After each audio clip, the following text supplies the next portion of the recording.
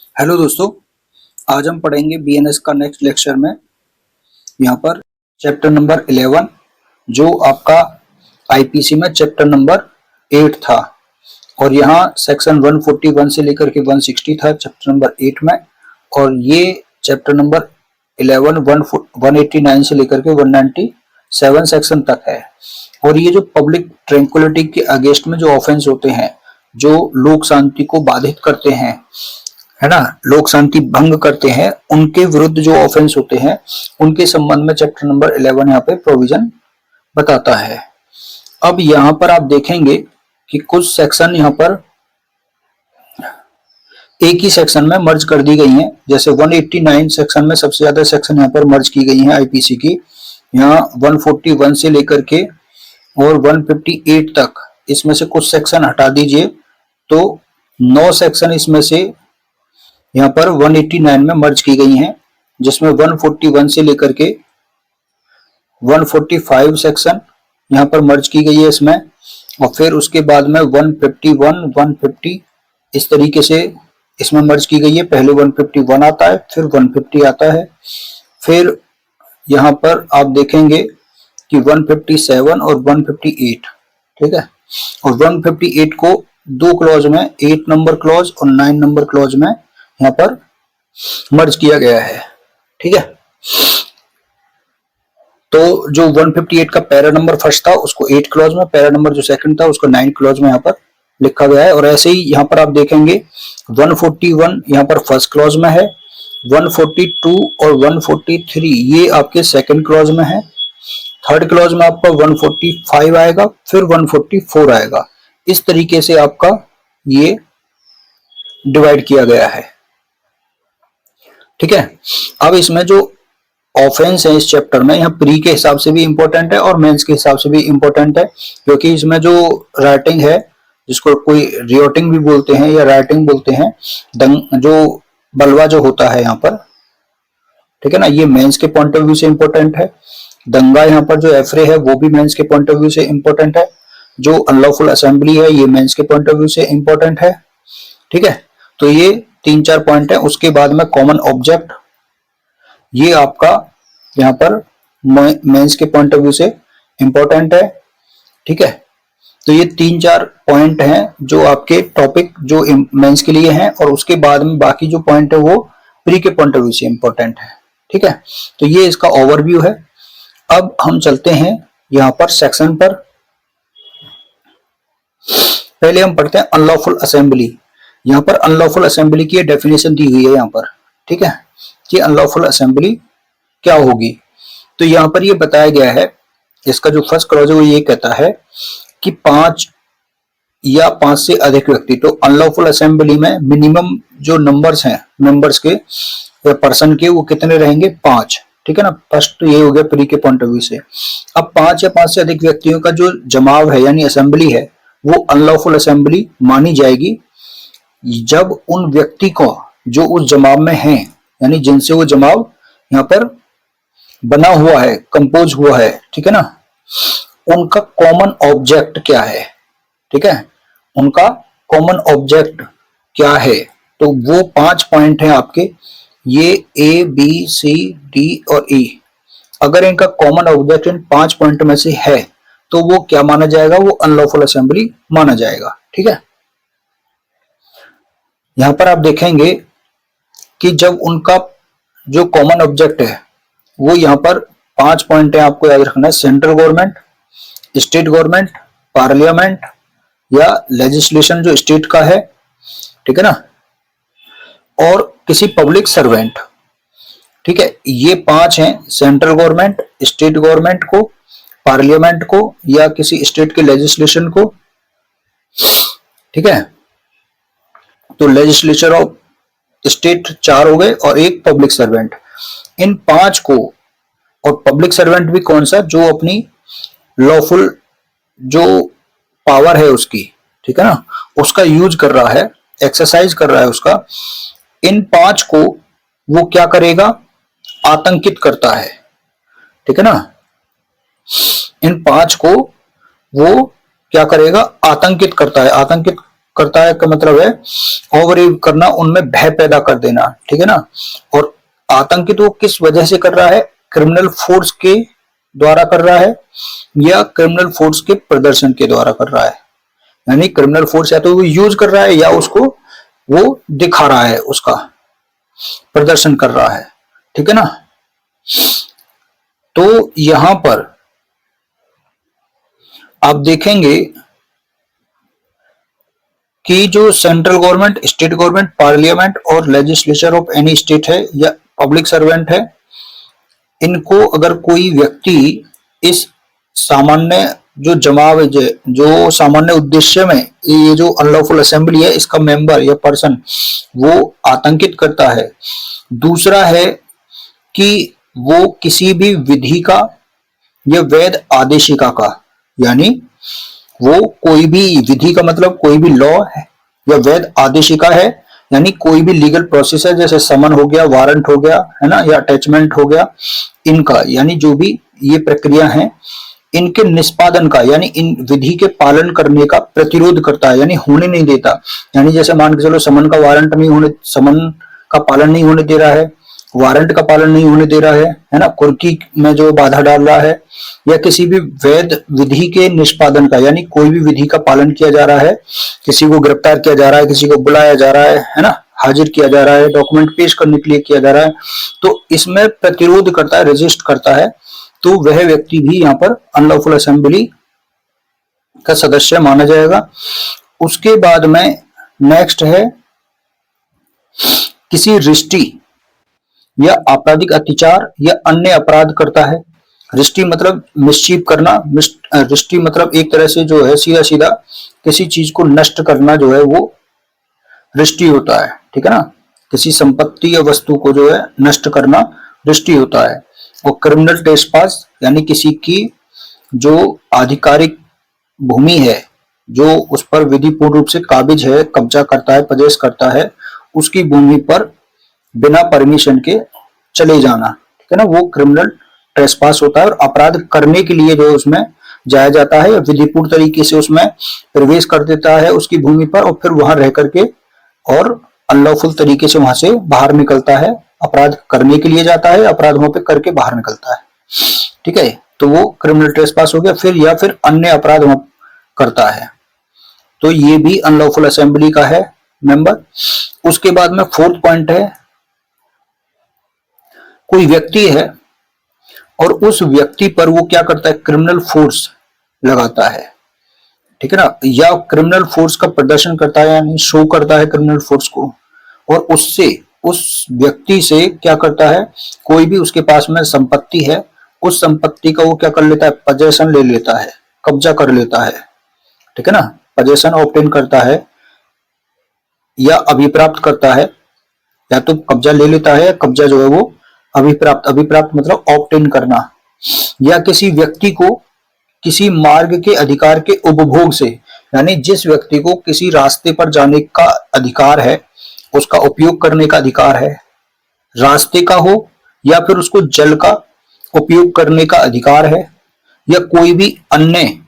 यहां पर उसको इनकॉर्पोरियल राइट है, अमूर्त अधिकार है उसको, ठीक है ना। अमूर्त अधिकार मतलब एक तरह से उसके जो भी वहां पर इंटेलिजिबल राइट होते हैं, यानी जैसे मार्ग से जाने का अधिकार है ना, वहां कोई भी वस्तु के उपयोग का अधिकार है, इस तरह से, यानी उसके किसी संपत्ति में जो अधिकार है, उन सब से जिसका वह व्यक्ति कब्जा रखता है या उपभोग करता है, कंजप्शन करता है उसका, उस अधिकार से उसको क्या कर देता है, वंचित कर देता है। वंचित कर देना मतलब उसको डिप्राइव कर देना, ठीक है ना, या मतलब वंचित करना मतलब उसको उपयोग का जो अधिकार है उसको उपयोग नहीं करने देना, वो वंचित करना कहलाता है। या किसी अधिकार या अनुमानित अधिकार को प्रवर्तित कराना, यानी ऐसा अधिकार उसका जिसका वो प्रयोग नहीं करना चाहता है व्यक्ति, फिर भी उसको जबरदस्ती क्या करना है, उस अधिकार को प्रयोग करवाना है, आपराधिक बल के द्वारा या आपराधिक बल के प्रदर्शन के द्वारा उसको क्या कराना है, उस अधिकार को जबरदस्ती लागू करवाना है, ठीक है ना। तो ये भी अनलॉफुल असेंबली माना जाएगा। उसके बाद में पांचवा पॉइंट है क्रिमिनल फोर्स के द्वारा या आपराधिक बल के प्रदर्शन के द्वारा, यानी उसको या तो क्रिमिनल फोर्स यूज किया जाता है, क्रिमिनल फोर्स का प्रदर्शन किया जाता है। इसके द्वारा वह किसी भी व्यक्ति को वह कार्य करने के लिए, जिस कार्य को करने के लिए वो व्यक्ति वैध रूप से वहां पर आबद्ध नहीं है, यानी वो लीगली बाउंड नहीं है उस कार्य को करने के लिए, या फिर उसका लोप करने के लिए, यानी कोई कार्य नहीं करना है ना, और जिस कार्य को नहीं करना है उसे करने के लिए वह व्यक्ति क्या है, यहाँ पर लीगली एंटाइटल्ड है, यानी वैध रूप से हकदार है उस कार्य को करने के लिए, लेकिन उसका वो कार्य को नहीं करने के लिए यहाँ पर आपराधिक बल का प्रयोग करता है, यानी उसका लोप माना जाता है उसको। जिस कार्य को करने के लिए आप विधिपूर्ण रूप से हकदार होते हो, उस कार्य को आप नहीं करते हो या आपको नहीं कराया जा रहा है, तो वो लोप माना जाता है, ठीक है ना। और उस कार्य का लोप करने के लिए, ओमिशन करने के लिए यहाँ पर वो क्या करता है, विवश करता है यहाँ पर, ठीक है ना, कंपेल करता है आपको, तो यहाँ पर भी वो अनलॉफुल असेंबली माना जाएगा। तो ये डेफिनेशन है यहाँ पर। अब ये यहाँ पर जो अनलॉफुल असेंबली थी, 5 या 5 से अधिक व्यक्ति, ठीक है। अब यहाँ पर शुरू में 4 थे, 4 आपस में मीटिंग बना रहे थे, अचानक से एक 5वां भी आ गया, फिर 5वें को कोई बातचीत बताई गई है ना। तो कोई जमाव जो इकट्ठा होते समय विधि विरुद्ध नहीं था यहाँ पर, वो बाद में विधि विरुद्ध जमाव हो सकता है, ठीक है ना। तो ये बात है कि बाद में अगर कोई आया है और वो उन्हीं की बातों में यहाँ पर शामिल हो जाता है या उनके कार्यों में शामिल हो जाता है, तो यहाँ पर वो विधि विरुद्ध जमाव यहाँ पर बाद में बन जाएगा, ठीक है। तो यहाँ पर ये 141 सेक्शन जो थी आईपीसी की, वो 189 से कोरिलेट है, और ये यहाँ पर अनलॉफुल असेंबली की डेफिनेशन है। अब लेकिन इसमें क्या है ना, जब यहाँ पर ये एक्टिव रूप से यहाँ पर शामिल रहता है और उसमें भाग लेता है, तभी माना जाता है। यहाँ पर एक जजमेंट है, देखेंगे, विशंभर जगत वर्सेस स्टेट 1971 सुप्रीम कोर्ट। इस जजमेंट में सुप्रीम कोर्ट ने कहा था कि कोई व्यक्ति है और वो व्यक्ति उस स्थान पर जहां पर विधि विरुद्ध जमाव इकट्ठा हुआ है, उस स्थान पर उस व्यक्ति की मात्र उपस्थिति, मात्र उसकी वहां पर प्रेजेंस या अपीयरेंस, जहां पर विधि विरुद्ध जमाव जो है वो उसके सदस्य अपना कॉमन ऑब्जेक्ट यानी सामान्य उद्देश्य को उसका फर्दरेंस करने में, यानी उसका पालन करने में, अग्रसर करने में वहां पर एक जगह इकट्ठा हुए हैं, ठीक है ना। तो केवल यहाँ पर ये कोई व्यक्ति अगर उपस्थित है तो इससे वो यहाँ पर विधि विरुद्ध जमाव का सदस्य नहीं माना जाएगा, ठीक है ना। अब उसके बाद में यहाँ पर जो नेक्स्ट सेक्शन है वो सेकंड क्लॉज है यहाँ पर 189 का। तो यहाँ पर जो सेकंड क्लॉज है वो 142 और 143 ये दोनों को ही यहाँ पर मर्ज कर दिया गया है, जो आपके विधि विरुद्ध जमाव का सदस्य होना होता है और तीसरा आपका उसके लिए पनिशमेंट है, ठीक है। तो दोनों को एक ही में कर दिया गया है कि कोई व्यक्ति जो उन तथ्यों से परिचित होते हुए, ठीक है ना, कोई व्यक्ति जो उन तथ्यों से अवेयर है, फैक्ट से, और जो किसी जमाव को विधि विरुद्ध जमाव बनाते हैं, यानी जो फैक्ट किसी जमाव को, किसी असेंबली को अनलॉफुल असेंबली बनाते हैं, जो फैक्ट और उन फैक्ट से वो परिचित है ना। यानी इसका मतलब हो गया कि जिन बातों से ये लगता है कि ये विधि विरुद्ध जवाब जो है हो रहा है, यहाँ पर इनमें इस तरह की बातचीतें हो रही हैं, है ना, और फिर उनसे वो जाके परिचित है और उस जमाव में फिर भी वो इंटेंशनली वहां पर जाकर के शामिल होता है। यानी 5 लोग अगर ये कह रहे हैं कि हमें जाकर के यहाँ से पत्थर बरसाने हैं, ठीक है, और यहाँ पर मार्केट में अफरा तफरी मचा देनी है, मतलब एक तरह से, ठीक है, और यहाँ पर कोई व्यक्ति यहाँ पर शामिल होता है इसमें और ये सब चीजें जानता है, सुन रहा है यहाँ पर, ठीक है, और फिर भी इसमें शामिल होता है, ठीक है मैं भी करूंगा,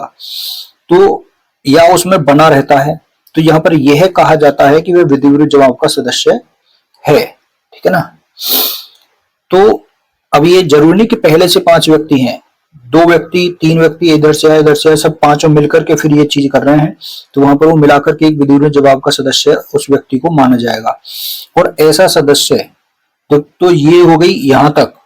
कि यह कहा जाता है कि वह विधिपूर्ण जवाब का सदस्य है। ये 142 सेक्शन यहां तक कंप्लीट हो जाती है। अब यहां से 143 होती है जो पनिशमेंट की बात करती है कि ऐसा सदस्य दोनों में से किसी भांति के कारावास से, यानी उसको जो पनिशमेंट मिलेगा वो 6 महीने तक इम्प्रिजनमेंट होगा या फिर फाइन या फिर दोनों से उसको दंडित किया जाएगा। ठीक है, तो ये आपकी यहाँ पर विधिपूर्ण जवाब, अनलॉफुल असेंबली, उसके लिए उसका मेंबर होना, उसके लिए पनिशमेंट होना, तो यहाँ पर ये पॉइंट हो गया आपके। थर्ड क्लॉज जो यहाँ पर बात करता है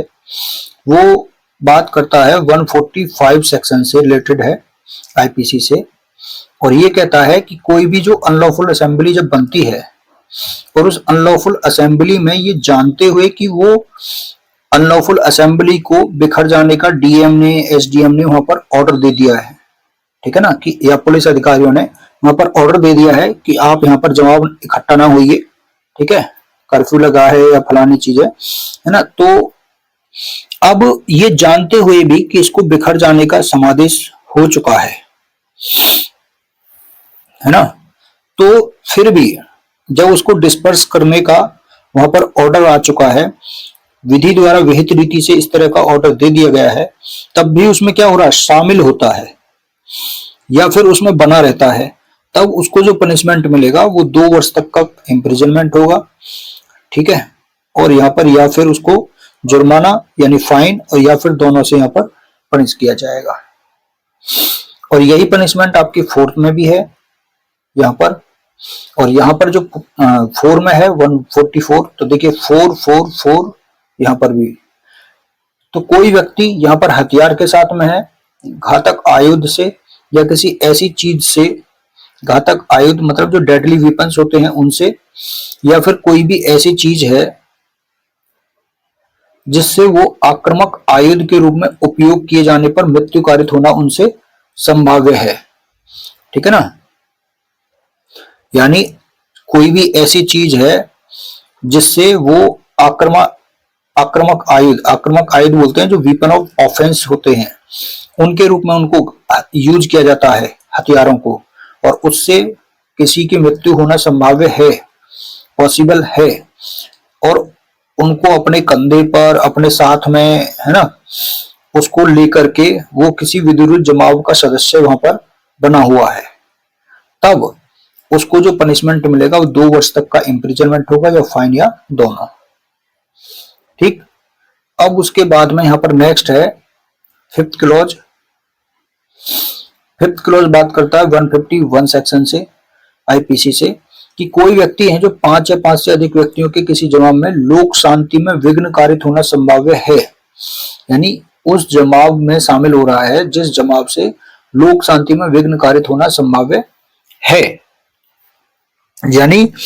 जो पब्लिक पीस है उसमें कोई भी डिस्टरबेंस होने की यहाँ पर संभावना है, और ऐसे जमाव को बिखर जाने का समादेश यहाँ पर विधि पूर्वक दे दिए जाने पर जानते हुए भी उसमें सम्मिलित होना है, यानी उसको जो जमाव है, अनलॉफुल असेंबली है, उसको डिस्पर्स करने का यहाँ पर कमांड दिया गया है, और फिर भी ये जानते हुए कि कमांड दिया गया है उसमें शामिल हो रहा है या उसमें बना हुआ है, तब यहाँ पर जो पनिशमेंट होगा वो 6 महीने तक या जुर्माना या दोनों से उसको दंडित किया जाएगा, ठीक है। अब उसके बाद में तो ये जो 5वां क्लॉज है ये एक तरह से तीसरे क्लॉज का ही तरह है, ठीक है ना, बस यहाँ पर ये है कि 5 या 5 से अधिक व्यक्तियों के जमाव में जिससे लोक शांति में विघ्न कारित होना संभाव्य है, और वहां पर जो तीसरा क्लॉज है वो विधिपूर्ण जमाव में है, ठीक है ना। अब उसके बाद में यहां पर देखेंगे आप, यहां पर इन्होंने स्पष्टीकरण इसलिए लगा दिया है कि यदि जमाव उपधारा 1 के अर्थ के अंतर्गत, यानी जो अनलॉफुल असेंबली की डेफिनेशन है उसके अंतर्गत विधि अनलॉफुल असेंबली बना हुआ है, तो फिर यहाँ पर अपराधी तीसरे क्लॉज के अधीन जाएगा, ठीक है ना, जिसमें जो अनलॉफुल असेंबली को बिखर जाने का आदेश दे दिया गया है, वहां पर डिस्पर्स करने का कमांड दिया गया है। 6 क्लॉज यहाँ पर बात करता है 150 सेक्शन आईपीसी से, ये कहता है कोई भी व्यक्ति विधि विरुद्ध जमाव में यानी अनलॉफुल असेंबली में शामिल होने के लिए मेंबर्स को भाड़े पर लेता है, ठीक है ना। यानी कोई व्यक्ति है, किसी व्यक्ति को किसी अनलॉफुल असेंबली में शामिल होने के लिए और उसका मेंबर बनाने के लिए किसी व्यक्ति को हायर करता है, एंगेज करता है या एम्प्लॉय करता है, ठीक है ना। बस इतना ही इसमें इंपॉर्टेंट है, ये आपको बस प्री के पॉइंट ऑफ व्यू से याद करना है, इतना ही याद कर लो यहां तक कि कोई व्यक्ति है किसी अनलॉफुल असेंबली में किसी व्यक्ति को शामिल करने के लिए, उसका सदस्य मेंबर बनाने के लिए हायर करता है, एंगेज करता है या एम्प्लॉय करता है, ठीक है। और फिर बस इसका ये है कि अब जब शामिल हो गया है तो वहां पर क्या हो रहा है, वो इसके अनुसरण में, इसके फर्दरेंस में यहाँ पर किसी भी अपराध के लिए वो उसी प्रकार से दंडनीय होगा मानो वह ऐसे विधि विरुद्ध जमाव का सदस्य रहा था या ऐसा अपराध उसने स्वयं किया था, ठीक है। तो ये इंपॉर्टेंट नहीं है सेक्शन, प्री के पॉइंट ऑफ व्यू से है, बस इतना याद कर लेंगे तो आपको याद रहेगा। उसके बाद में यहाँ पर अब ये प्री के पॉइंट ऑफ व्यू से सेक्शन है बस। 7 में आप देखेंगे तो 7 को आपको 157 से याद रहेगा, 8 आपको 158 से याद रहेगा अगर आपको आईपीसी के सेक्शन याद हैं तो। कोई व्यक्ति है जो अपने, जिसका वो वहां पर ऑक्यूपेशन लिया हुआ है, ठीक है ना, यानी उसके कब्जे में है कोई जमीन, या भार साधन में है यानी उसका चार्ज मिला हुआ है उसको, या उसके कंट्रोल में है क्या, कोई घर या कोई प्रीमाइसेस, ठीक है ना। और उस घर में किन्हीं व्यक्तियों को यह जानते हुए कि वे व्यक्ति अनलॉफुल असेंबली में शामिल होने या उसका मेंबर बनने के लिए हायर किए गए हैं, एंगेज किए गए हैं या एम्प्लॉय किए गए हैं, ठीक है ना, उनको क्या करता है, संश्रय देता है, उनको आश्रय देता है, अपने वहां पर जगह देता है उनको, ठीक है ना, रुकने के लिए हार्बर करता है उनको, या आने देता है या शामिल करता है, तो यहां पर उसको इम्प्रिजनमेंट मिलेगा, 6 महीने तक का इम्प्रिजनमेंट या फाइन या दोनों, ठीक। उसके बाद में यहां पर आप देखेंगे कि जो 6 क्लॉज और 7 क्लॉज है ना, दोनों में ही भाड़े पर लाने की बात कही गई है, ठीक है ना, और 8 में भी भाड़े पर लाने की बात कही गई है। तो 150 सेक्शन 157 158 यानी इधर आपका 6 क्लॉज 7 क्लॉज और 8 क्लॉज तीनों ही भाड़े की बात कर रहे हैं, ठीक। 8 में बात कही गई है कि कोई भी जो अनलॉफुल असेंबली होती है और उस अनलॉफुल असेंबली के जो बनने के कारण हैं, जो 5 पॉइंट उसमें दिए हैं, उन 5 पॉइंट में से किसी भी पॉइंट में यानी कोई भी कार्य उनमें से किसी को करने के लिए या करने में सहायता देने के लिए या एंगेज करने के लिए वचनबद्ध किया जाता है, उसको एंगेज किया जाता है, हायर किया जाता है, या भाड़े पर लिए जाने यानी उसको हायर करने के लिए या एंगेज करने के लिए अपनी कोई भी वो प्रपोजल देता है या उसका अटेम्प्ट करता है, तो उसको इम्प्रिजनमेंट मिलेगा 6 महीने तक का या जुर्माना या दोनों, ठीक है। उसके बाद में यहाँ पर नेक्स्ट है, लास्ट है यहाँ पर, ये भी हायर करने से या भाड़े पर लेने से संबंधित है, 9 पॉइंट यहाँ पर, और ये 158 का ही पैरा नंबर 2 है, ठीक है, कि कोई व्यक्ति है जो यहाँ पर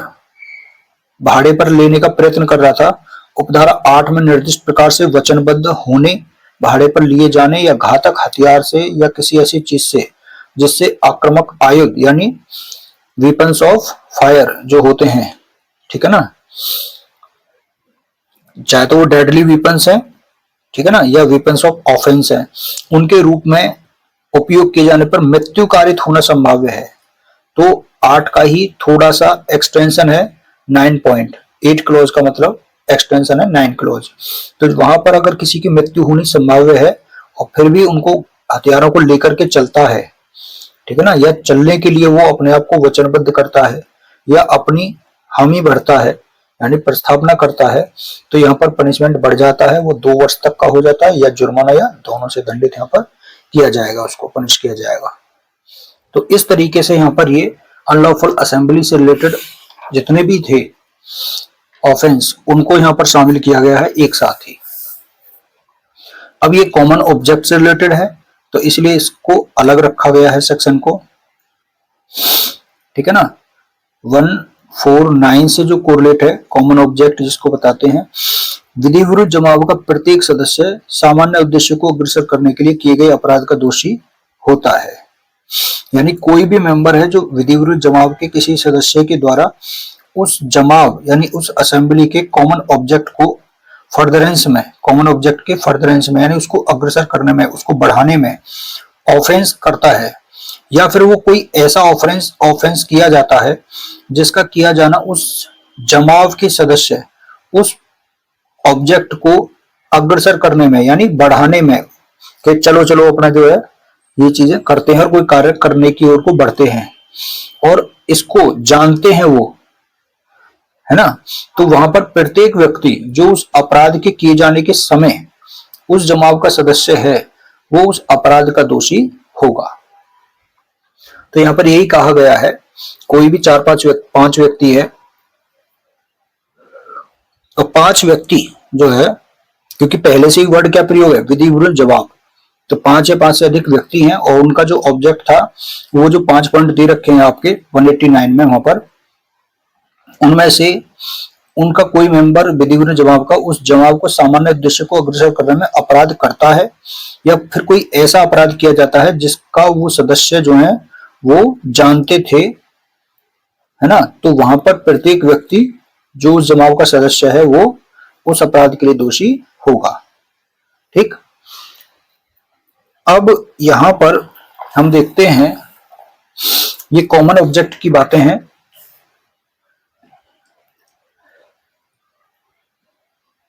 यहां पर आप देखेंगे कॉमन ऑब्जेक्ट में इसमें कुछ केसेस हैं, वो आपको केसेस याद रखने हैं और एक थोड़ा अंतर भी है, ठीक है ना। पहले जो केसेस पूछे गए हैं उनको मैं बता देता हूं। K C Mathew versus state 1956 Supreme Court, ठीक है। ये है सेक्शन 149। इसमें ये कहा गया कि सेक्शन 149 केवल उद्देश्य की पूर्ति के लिए ही लागू नहीं होती है, यानी जो कहा गया ना कि उद्देश्य के फर्दरेंस में, ऑब्जेक्ट के फर्दरेंस में, तो केवल उद्देश्य की पूर्ति के लिए ही लागू नहीं होती, बल्कि ये सेक्शन उनमें भी लागू होती है जिन्हें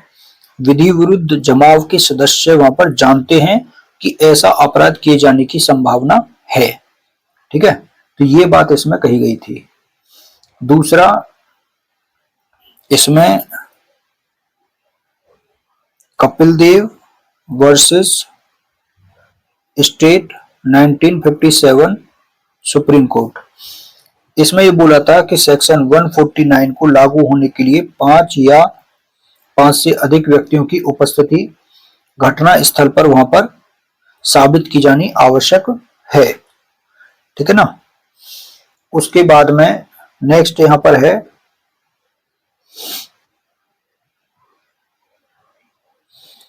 नेक्स्ट यहां पर आएगी आपका नवाब अली वर्सेस उत्तर प्रदेश राज्य 1954 सुप्रीम कोर्ट, ठीक है। एक ये केस है। इसमें ये कहा था कि अगर ये साबित हो जाता है कि जो एक्यूज्ड है, अभियुक्त है, वो अनलॉफुल असेंबली का मेंबर था और अपराध उस जमाव के सामान्य उद्देश्य में यानी उस कॉमन ऑब्जेक्ट में हुआ है, ठीक है ना, तो फिर वो मेंबर वहां पर दोषी होगा। अब ये यहां पर जरूरी नहीं है कि उस मेंबर ने,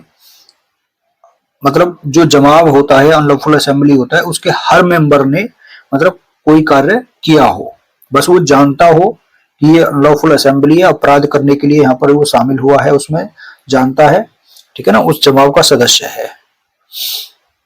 ठीक। तो ये यहां पर केस हो गया। उसके बाद में नेक्स्ट है नानक चंद वर्सेस पंजाब राज्य 1955 सुप्रीम कोर्ट, ठीक है। ये आपका सेक्शन 34